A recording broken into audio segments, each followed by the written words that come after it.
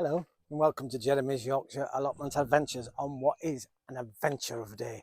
I've started transplanting most of my seedlings outside.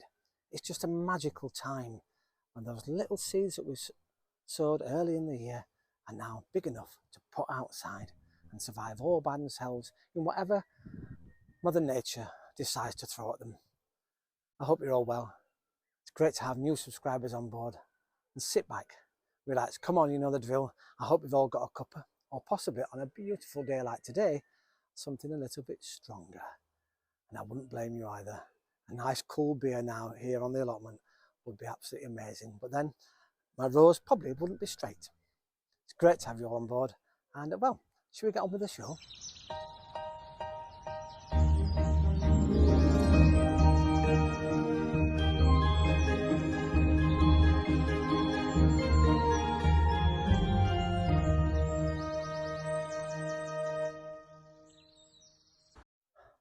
Oh, what a magical morning it's been. As I said earlier, it's a beautiful day. The wind's up slightly, just giving it a lovely, lovely fresh feeling to the air.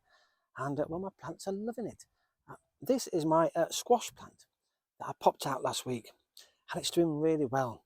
It's probably doubled in size since I put it in. It's just incredible. It likes it out here, and it's going to be able to just wander around here throughout the rest of the plants that we've got growing and we've got putting out.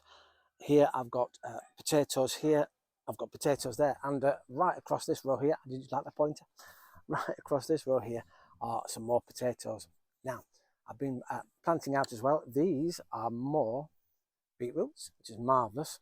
Here, on this row here, I have my red cabbages, and here I have sweet corn.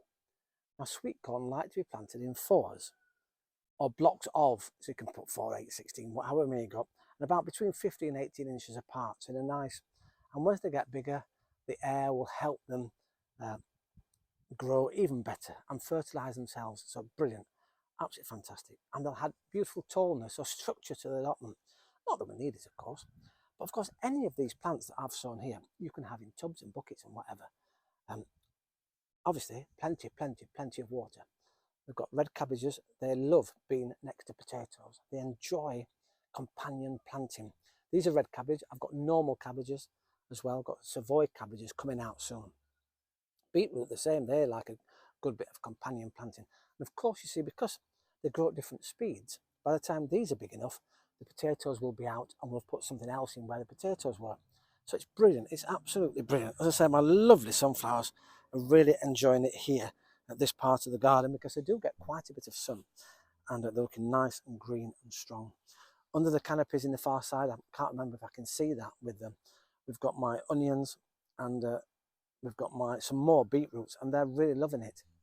Behind me here, we have strawberries, and they're just going mad this year. I don't know what it is, but they're actually massive, which is lovely, and they've all now getting little strawberries on, and that's a couple of weeks time. As we get into the mid-Junes, we'll be sat here on the allotment having strawberries and cream. There's nothing like picking your own. So this is what we're doing here. Lots more to go in. We're going to go across to the covered greenhouse because I've got tomatoes in and I'm going to put cucumbers in. And then the next few days, I'm going to get into the other proper greenhouse, which is heating up nicely. And that's where I'm going to put some butternut squashes in there as well. And of course, my loofahs. Fabulous. Oops, sorry, sunshine. Well, I hope you can see me. Well, at least you can hear me, I hope, anyway. And now, here we are. And we've got, well, my tomato plants. These are lovely cherry ones. And this is a beef tomato one at the back. And down this side, I've got different varieties. I've got a marmalade orangey one. Then I've got like 2 cherry varieties, but different varieties. And I'll take pictures of those.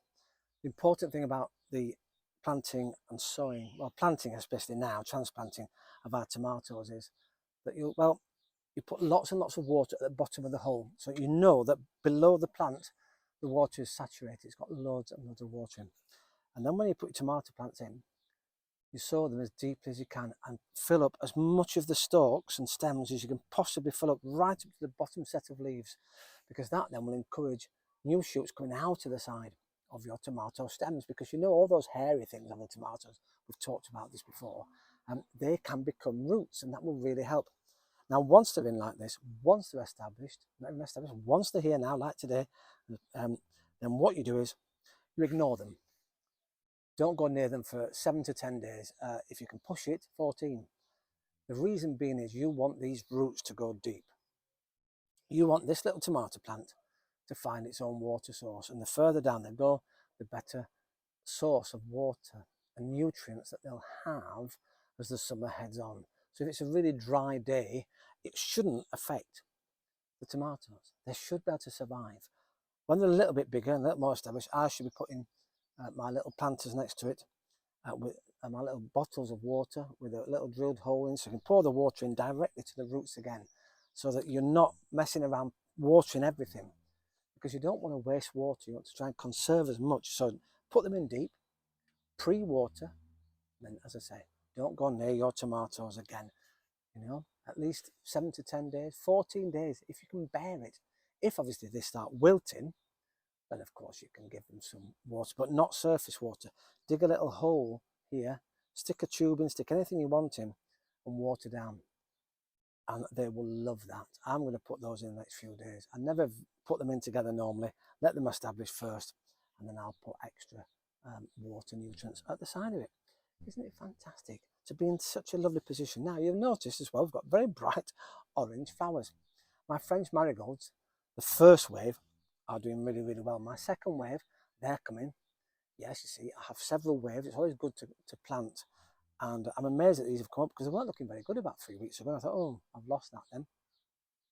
And well, they've been in the other, out the greenhouse, and I've actually done the door in plastic now. So it does really become really hot. And it's brought these along beautifully. Obviously, we companion plant with French marigolds because they smell. Not to me, they smell absolutely beautiful, don't they? But a lot of insects don't like the smell of them. And so I've put them in.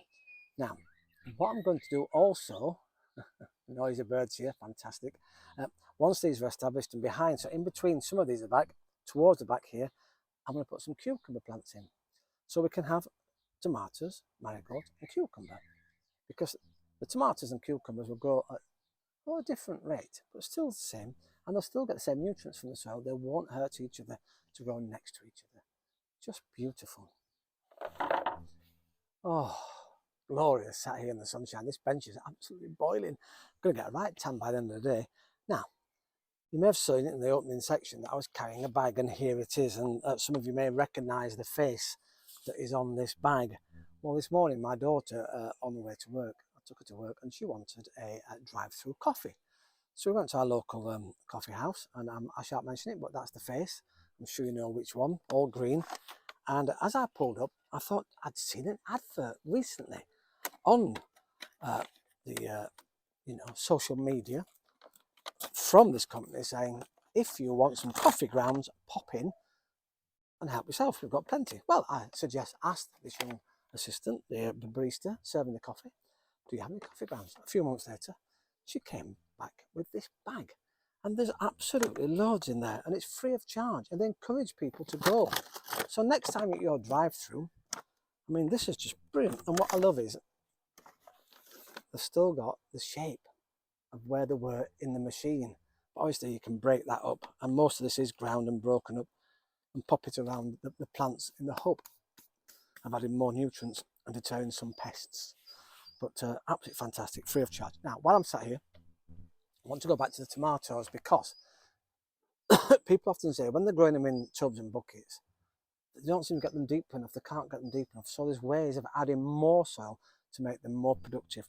And you can buy things called tomato collars. Now, this is quite a big one and quite a posh one, because this has a tray attached to it. And you put it into the surface up to the bottom of the tray, and then you fill the middle bit. As your tomato plant grows, pop compost or soil into it, so that basically it's got another 5-6 inches of soil on the stem for more roots to go into. And then you water into the tray, because this tray has a few little holes around this central collar.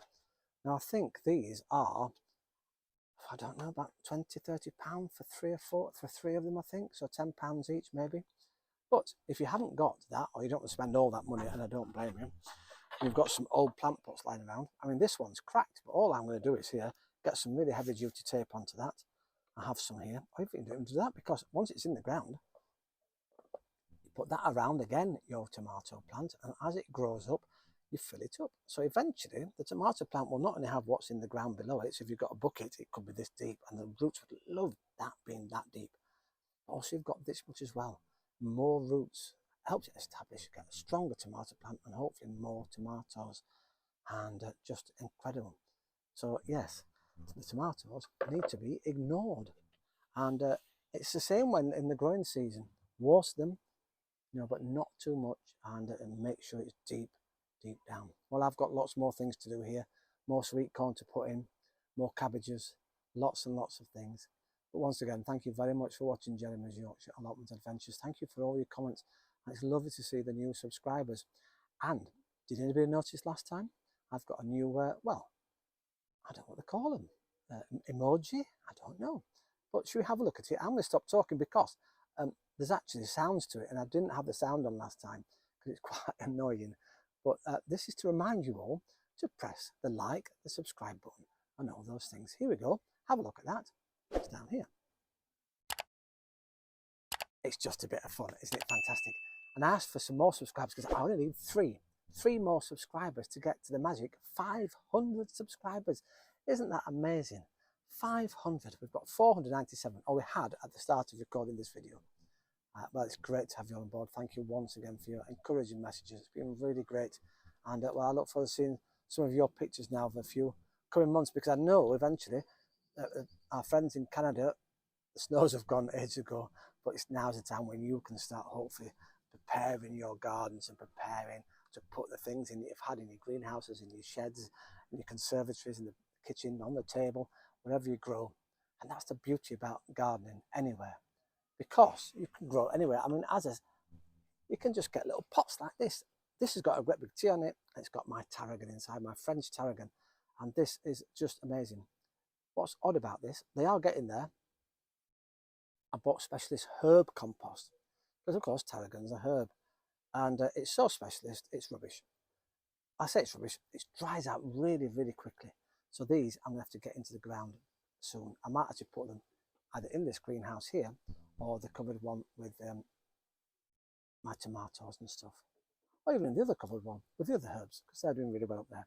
So once again, thank you very much for watching Jeremy's Yorkshire Allotment Adventures, and I'll see you next time here, hopefully again on a sunny allotment day. Ta-ra for now.